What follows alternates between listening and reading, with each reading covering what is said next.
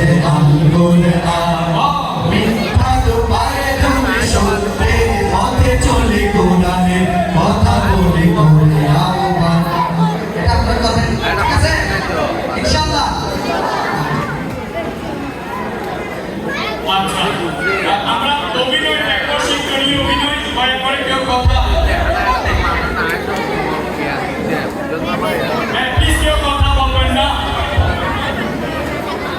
আলহামদুলিল্লাহ আমাদের দেশের মুসলমান 90-95% মুসলমান, কিন্তু যে দেশে মুসলমানের সংখ্যা কম তারা মুসলমানদেরকে হুমকি দেয়, ওই দেশটাকে ইহুদি খ্রিস্টানদের দেশ থেকে আমাদের কোরআন নাকি ব্যান করে দেওয়া হবে। নাউজুবিল্লাহ, কোরআন কখনো ব্যান করা যাবে না, কারণ যদি আগুন লেগে ধ্বংস হয়ে যায়,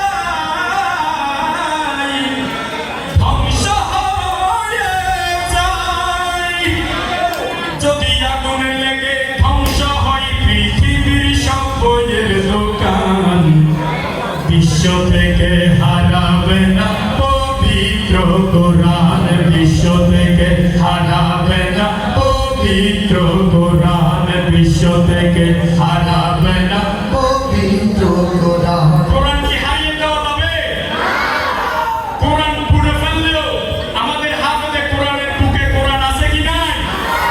বিশ্ব থেকে হারাবে না পবিত্র কোরআন, বিশ্ব থেকে